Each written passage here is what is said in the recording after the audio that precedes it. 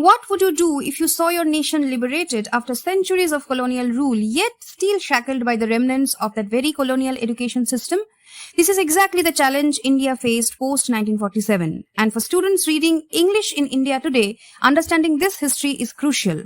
Not just for BA and MA English exams, but also for entrance exams like UPSC, SSC, and state or civil services. And even job-oriented exams where English proficiency and knowledge of education policies are essential.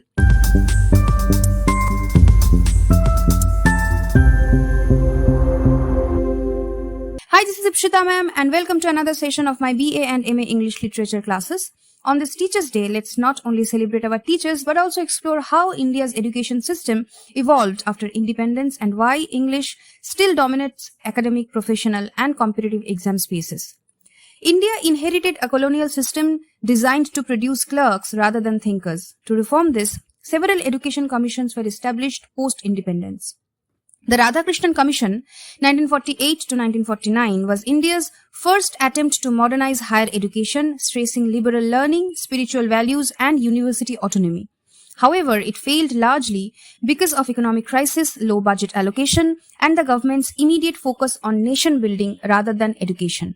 The Kothari Commission, 1964 to 1966, produced the most comprehensive blueprint recommending the 10+2+3 structure, vocational education, and a common school system. While visionary, it faltered due to chronic underfunding, political resistance from states, and the absence of a strong implementation mechanism. Later, the National Education Policies 1968, 1986, 1992 and the new 2020 NEP carried forward many of these ideas, promising access, equity and quality education. Yet, they too face the same issues: overambitious goals, lack of continuity across governments, bureaucratic inertia and inadequate financial commitment. In short, these commissions did not fail because of weak ideas. Their intellectual and philosophical vision were sound. They failed because India lacked the resources, political will, and administrative machinery to translate them into reality.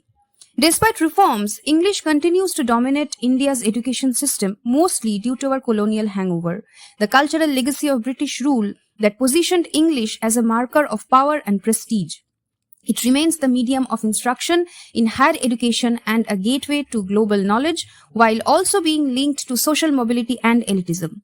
At Ipshita Ma'am's English classes, which is Kolkata's top choice for UG and PG English coaching, with a 4.8-star Google rating, I provide exam-focused lectures in English, Bangla and Hindi, along with all necessary notes and assignments. To join, WhatsApp me to 9874431783.